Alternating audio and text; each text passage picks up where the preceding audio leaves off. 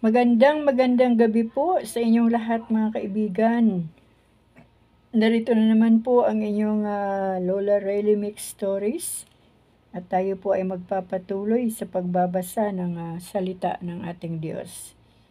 Samahan niyo po ako mga kaibigan dito sa unang Kronika chapter 11. Kung kayo po ay may mga Biblia, mga kaibigan, buksan niyo po ang inyong Biblia sa aklat po ng unang Kronika chapter 11. Ang title po nito, Si David ay ginawang hari. Ang buong Israel ay nagpunta kay David sa Hebron. Kami ay dugo ng iyong dugo at laman ng iyong mga laman, wika nila. Nang panahong hari si Saul, pinangungunahan mo ang hukbo ng Israel sa pagkikibaka at ibinabalik mo silang muli. Sinabi sa iyo ni Yahweh na iyong Diyos ang ganito, ikaw ang magiging pastol ng aking bayang Israel, ikaw ang mamahala sa kanila. Lahat ng matatanda ng Israel ay nagpunta sa Hebron at sa harapan ni Yahweh ay nakipagtipan sila kay David. Binusan nila ito ng langis at itinalagang hari ng Israel. Sa gayon, natupad ang sinabi ni Yahweh sa pamagitan ni Samuel. Ang Jerusalem na nooy tinatawag na Hibus ay sinalakay ni Haring David at ng mga Israelita. Ngunit sinabi sa kanya ng mga Hibusyo na hindi siya makapapasok ng lungsod. Gayunman, pumasok din si David at nakuha nito ang kuta ng Sion. Kaya ang dakong iyon nakilala ngayong lungsod ni David. Bago nila pinasok ito, sinabi ni David ang unang makapapatay ng isang Hibusyo ay gagawin kong pinuno. Ang unang nangahas umakyat sa kuta ay si Joab, na anak ni Sarvia, kaya siya ang ginawang pinuno ng hukbo. Doon tumira si David sa kuta, kaya tinawag ang lungsod na iyon na lungsod ni David.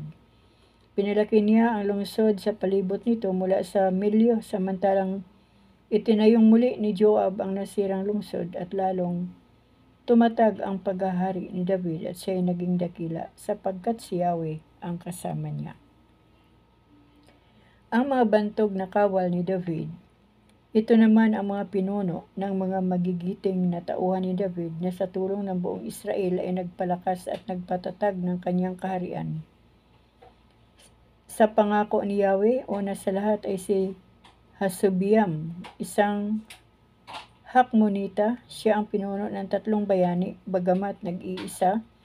Nakapatay siya ng 300 kaaway sa pamagitan ng kanyang sibat. Ang pangalawa ay si Eleazar, isa sa 3 bayani. Siya ay anak ni Dudu na isang Ahohita. Si Eleazar ang kasama ni David sa Pasdamim nang mapalaban sila sa mga Filisteo sa isang bukid ng Sibada. Natakot noon ang mga Israelita at sila'y tumakas, ngunit tumayo si Eleazar sa gitna ng bukid at nagtanggol na mabuti. Sa ginawang ito, napatay niya ang mga Filisteo sa tulong ni Yahweh. Minsan nang ang mga Filisteo natitipon sa kapatagan ng Rephaim, 3 sa 30 mga pinuno ng Israel ang bumaba sa kampo ni David malapit sa yungib ng Adulam. Nooy nasa isang kuta si David, nasakop naman ng isang pangkat ng mga Filisteo ang Bethlehem.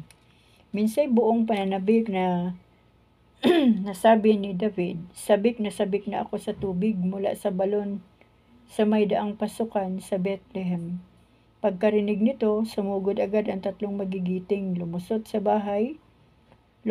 hanay ng mga Filisteo at kumuha nga ng tubig. Ngunit hindi ito ininom ni David, sa halip ibinuhos niya ito bilang handog kay Yahweh. Sinabi niya, hindi ko mainom ito pagkat para ng dugo nila ang aking ininom. Buhay ang puhunan nila sa pagkuha nito. Ito ang isa sa mga kabayanihang ginawa ng 3. Si Abisai na kapatid ni Joab ay nakapatay ng 300 kaaway sa pamagitan ng sibat.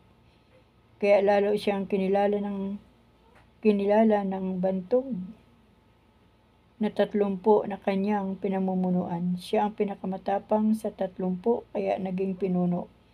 Ngunit hindi niya napantayan ang 3 bayani. Kabilang din sa mga kinikilalang bayani si Benaya na anak ni Joiadang taga Kabsil. Siya naman ang pumatay sa 2 kampyon sa Moab at bumuong at lumusong sa balon minsang taglamig at pumatay sa liyong naroon. Siya rin ang pumatay sa higanting Ehipsyo na 7 kalahating talampakan ang taas at nasasandatahan ng isang sibat na ang tagdan ay sinlaki ng tahilan ng habihan. Sinagupa niya itong hawak lamang niya'y batuta, ngunit naagaw niya ang sibat. Ito na rin ang ginamit niya sa pagpatay sa higante. Dahil sa mga ginawang ito, siya'y natanyag ding tulad ng 3 bayani. Dakila siya sa alinman sa 30, ngunit hindi rin niya nahigitan ang kabayanihan ng 3. Siya ang ginawa ni David na puno ng kanyang mga tanod. Narito pa ang matatapang na bayani ni David, si Asael na kapatid ni Joab at si Elhanan na anak ni Dodo na taga Bethlehem, si Samot na taga Harod at si Hilis na taga Pilit, si Ira anak ni Ikis na taga Tikuwa at si Abieser na mga anak na mga taga Anatot, si Sibikay na taga Husa at si Hay na taga Aho, si Maharay na taga Nitofa at Hilid na anak ni Baana na isa ring taga Nitofa, si Itay na anak ni Ribay na taga Gabaa sa Benjamin at si Binaya na taga Piraton. Kabilang din si Huray mula sa mga kapatagan ng Gaas at si Abiel na taga Arba, si Asmavel na taga Buhurin at Eliaba na taga Saalom, si Hasin na taga Gison at si Jonathan na anak ni Sagi na taga Arar, si Ahayam na anak ni Sakar na isa ring taga Arar at si Elifal na anak ni Ur, si Hefer na isang taga Miskera at si Ahayas na taga Pilon, si Hasro na isang taga Carmel at si Naaray na anak ni Isbay, si Joel na kapatid ni Nathan at si Mibhar na anak ni Hagri, si Silik na taga Amon, si Naaray na taga Birut na tagadala ng sandata ni Joab, si Ira at Garib ng Jater, si Orias na Hitiyo at si Sabad na anak ni Ablay ni Alay, si Adinang anak ni Sisa na isang pinuno sa angkan ni Ruben at may sariling pangkat na 30 tao, si Hanan na anak ni Maaka at si Josaphat na taga Mitan, si Osyas na taga Asterot, si Nasama at Jiel na mga anak ni Hutam na taga Arwer, sina Jediel at Holia at Juha na mga anak ni Semri na taga Tis, si Eliel na taga Mahava, sina Jeribal at Josavia na mga anak ni Elnaam at Itma na taga Moab, sina Eliel, Obed at Jesael na mga taga Suba. Chapter 12. Ang mga unang tagasunod ni David mula sa lipi ni Benjamin. Narito ang mga lalaking nagpunta sa Siklag at sumama kay David noong ito'y nagtatago kay Saul. Sila'y kilalang mandirigma kaliwat kanan kung gumamit ng pana at asintado sa tirador.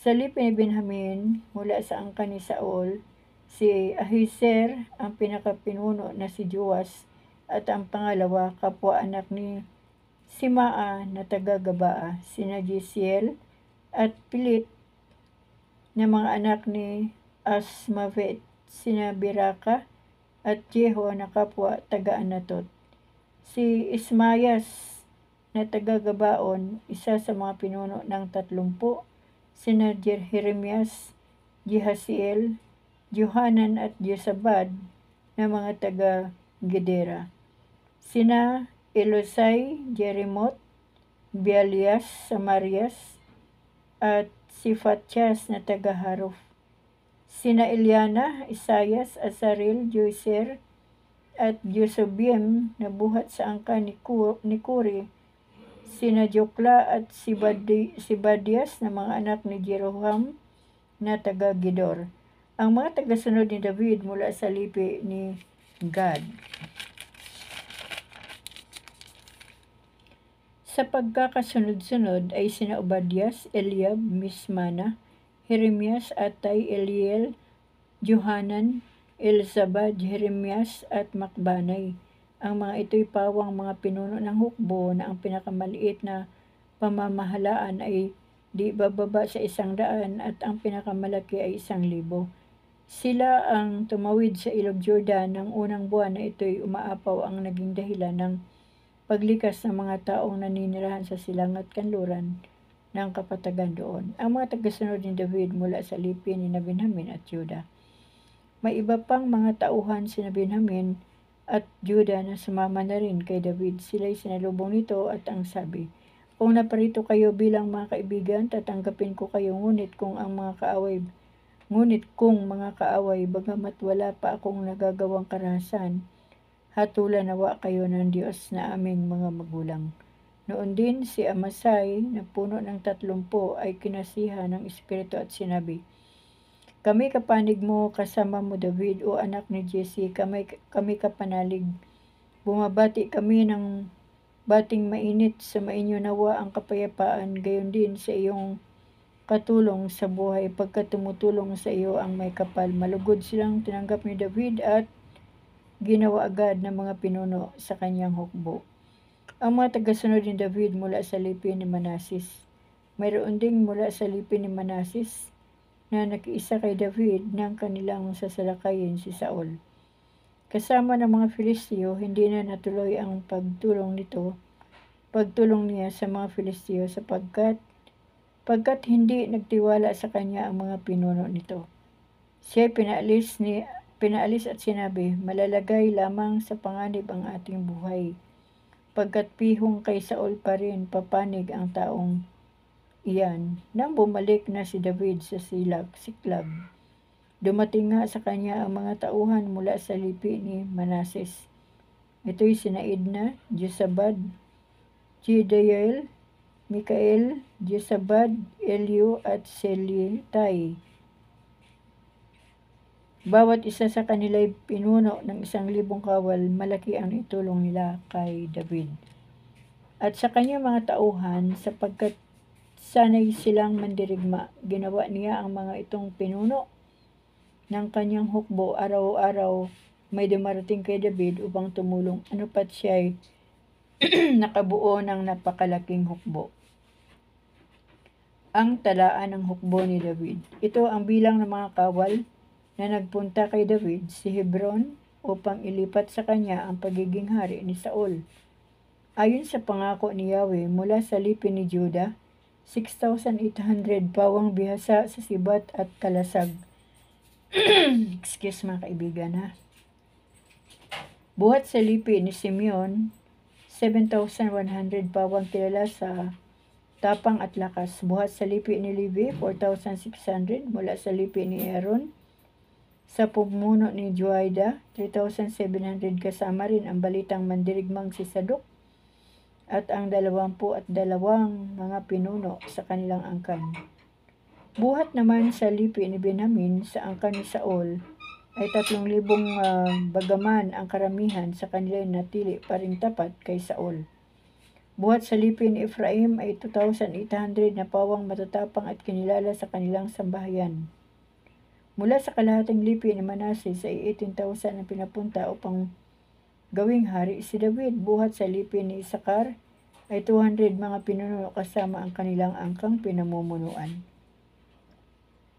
Ang mga ito'y marunong humula sa panahon at nagpapasya kung ano ang hakbang na gagawin ng bansang Israel. Mula sa lipi ni Zabulon ay 50,000 kawal na mga taga sa panahon at may dala ng lahat ng uri ng sandata upang tumulong kay David.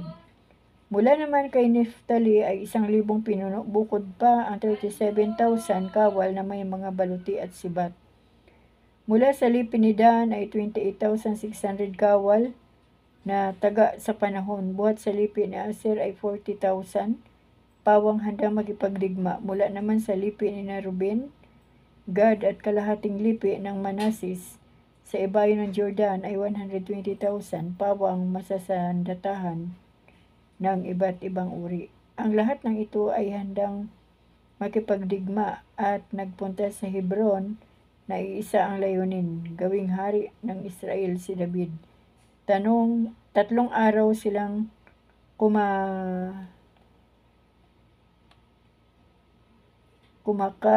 kumakain, nag-iinuman kasama ni David pagkat sila'y ipinaghanda roon. Maging ang kanilang kanugnog puok ay nagdadala sa kanila ng pagkaing padala nina Isakar, Sabulon at Neftali. Dumarating doong dala ng mga asno, kamilyo, mga mula at toro ang sari-saring pagkain tulad ng harina, igos, mga buwig ng tinuyong ubas, alak, langis, mga toro, at tupa. Ito ang kapahayagan ng kagalakan sa buong bansa. Chapter 13. Ang kaba ng tipan ay inialis sa Kiriath Jearim. Sumangguni si David sa bawat pinuno ng mga pangkat na binubuo ng libo-libo at daan-daang katao.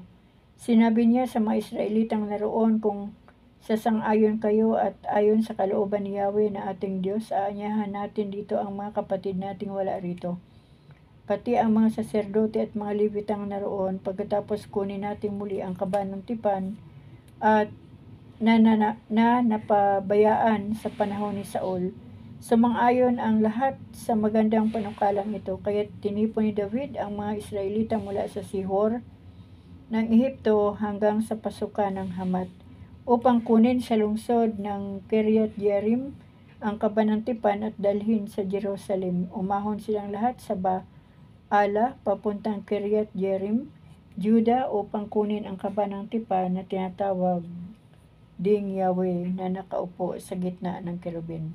Pagdating nila sa bahay ni Abinadab, isinakay nila ang kaba ng tipan sa isang bagong kariton na inaagapayanan nina Usa at Ahiyo. Lahat ay umaawit sa saliw na tugtugan ng mga lira, alfa, panderita, pumpyang at trompeta. Sumasayaw naman sa tuwa si David at ang buong Israel. Pagsapit nila sa gikan sa Kidon, nadapa ang mga bakang humihila sa kariton, kaya't hinawakan ni Usa ang kaban. Dahil dito nagalit sa kanya si Yahweh, kaya't namatay siya noon din. Nabagabag si David sa nangyaring ito kay Usa, kaya't ang dakong iyon ay tinawag na Peres Usa hanggang sa mga araw na ito. Natakot si David sa Diyos. Nasabi niyang, tuloy paano ko iuwi ang kaban ng tipan, kaya't sa halip na iuwi ang kaban ay dinala niya ito sa bahay ni Obed-Edom na isang Hetiyo. 3 buwan doon ang kaban at pinagpala ng Diyos ang sambahayan ni Obed-Edom, pati ang kanyang mga ari-arian. Chapter 14. Ang mga gawain ni David sa Jerusalem. Si David ay pinadala ni Haring Hiram ng Tero ng mga sugo na may dalang kahoy na sidro. May kasama silang mga kantero at karpintero upang gumawa ng bahay ni David.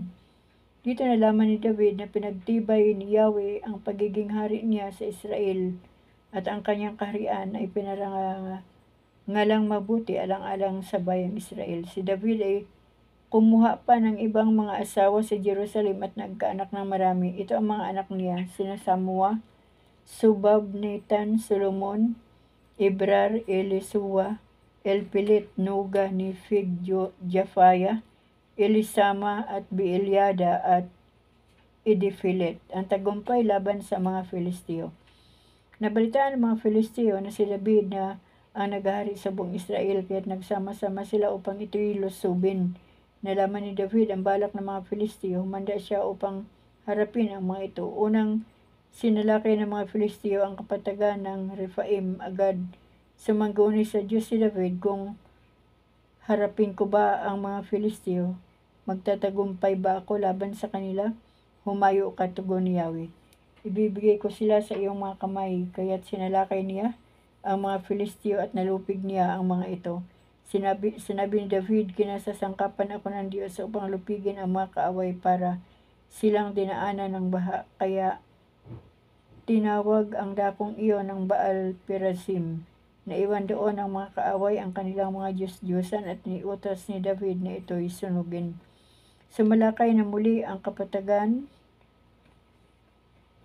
ang mga Filisteo. Dahil dito, si David ay muling sumangguni sa Diyos.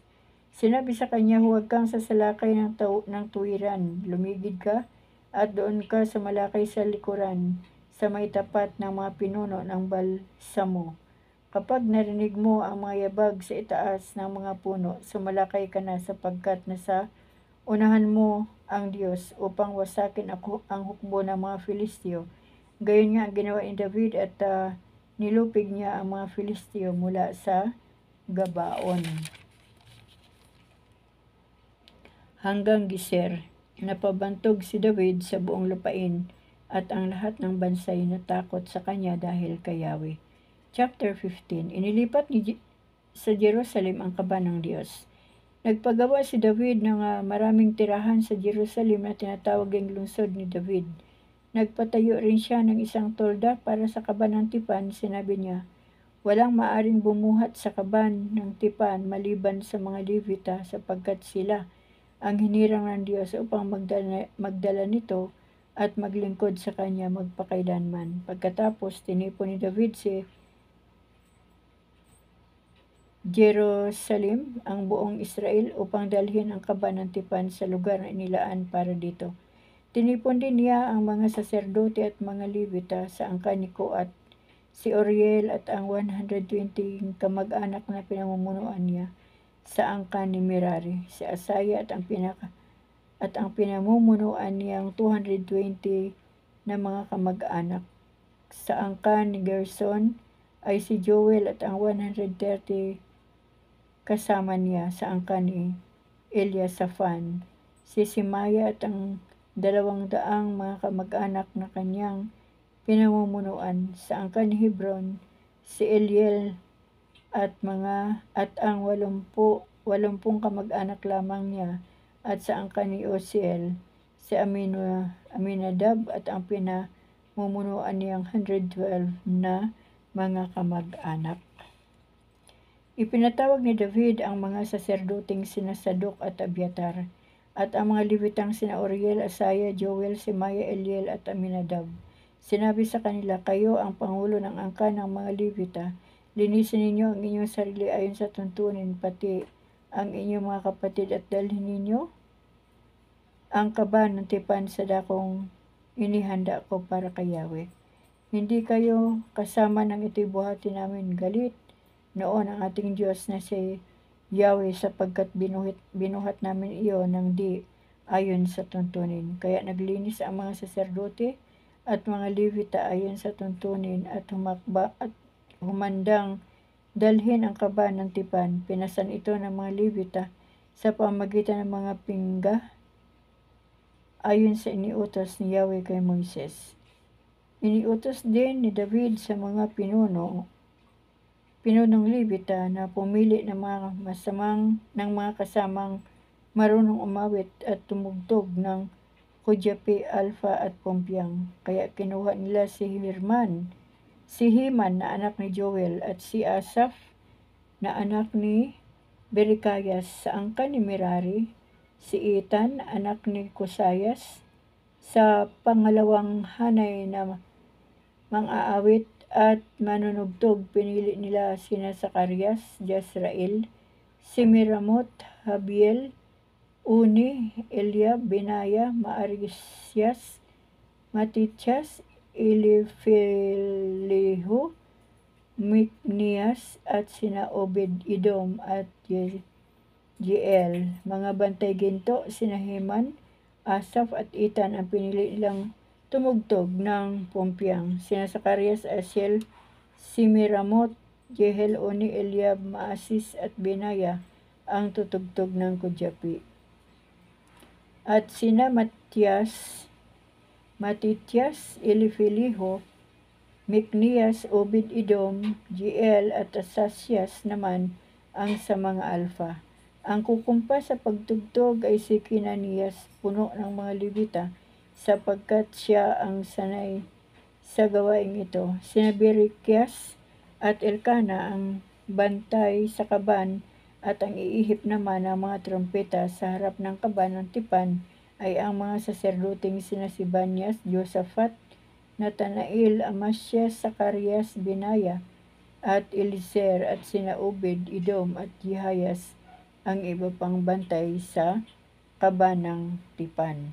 Dinala sa Jerusalem ang kaban ng tipan pagkatapos si David ang matatanda ng Israel at ang mga pinuno ang libu-libong mga kawal ay masasayang nagpunta sa bahay ni Obed-Edom upang kunin ang kaban ng tipan. Sa tulong ng Diyos, nandala ng mga Levita ang kaban ng tipan, kaya't sila'y naghandog ng 7 toro at 7 tupang lalaki. Si David ay nakasuot ng tunikong yari sa magandang telang lino.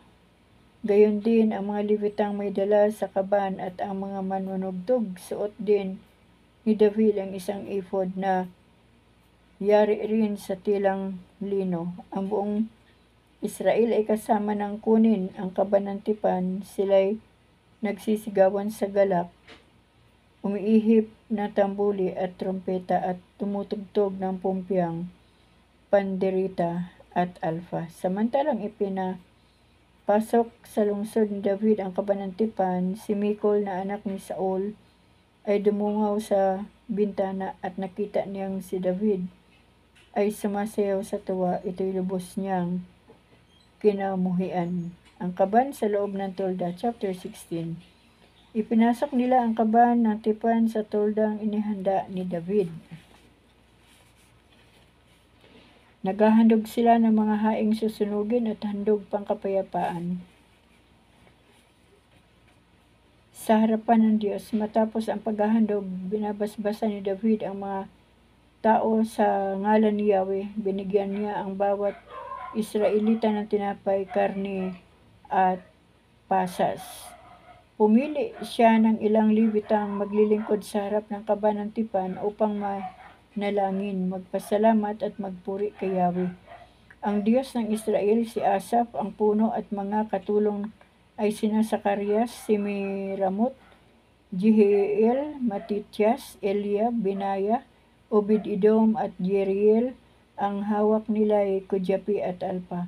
Pumpyang naman ang kay Asaph. Ang mga saserdoteng sina Benaya at Jahasiel ang tutugtog ng trompeta araw-araw sa harap ng kaban ng tipan. Nang araw na iyon, ipinabahala ni David kay Asaph ang mga kasama nito ang tungkol sa pag-awit ng pagpupuri kay Yahweh. Ang awit ng pagpupuri. Mag-ukol ng pasasalamat at si Yahweh ay tawagan. Ang lahat ng gawa niya sa lahat ay ipaalam. Umawit ng pagpupuri at siya ay parangalan. Ang kahanga-hangang gaway ibalita kahit saan. Dapat tayong magagalak pagkat tayo'y kanyang bayan. Ang lahat ng sumasambay lubusin ang kagalakan. Dumulog tayo kay Yahweh nang ang tulong niya'y kamtan. Dapat siyang parangalan at sambahin araw-araw. Gunitain sa tuwina ang kahanga-hangang gawa, ang matuwid na paghatol at gawang kamangha-mangha. Gunitain ninyo siya, kayo bayan ng Israel, kayong angkan ni Abraham. Si Yahweh ay gunitain. Si Yahweh ang Panginoon, ang dakila nating Diyos. Ang hatol niya'y nadarama saan man sa sansinukob. Tipan niyang walang hanggay, hindi niya lilimutin kahit libong salinlahi, ito'y kanyang tutuparin. Ang ginawa niyang tipan, yaong tipan kay Abraham, pinagtibay kay Isaac ang pangakong sinumpaan.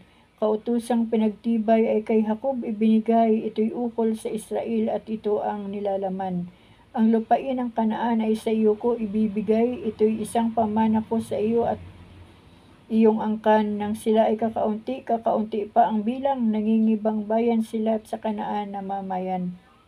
Iba't ibang mga bansa ang kanilang tinahanan, sila'y pawang naglalaglag sa maraming kaharian.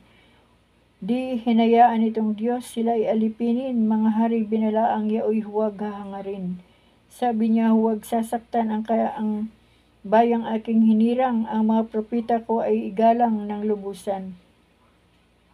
Awitan ang Panginoon ng lahat sa daigdigan, ang kanyang pagliligtas ipahayag araw-araw. Sa lahat ng bansa sabihin siya ay dakila, sabihin sa mga tao makapangyarihan niyang gawa. Si Yahweh ay dakila nga at marapat na purihin, siya ay higit sa mga Diyos ng lupain.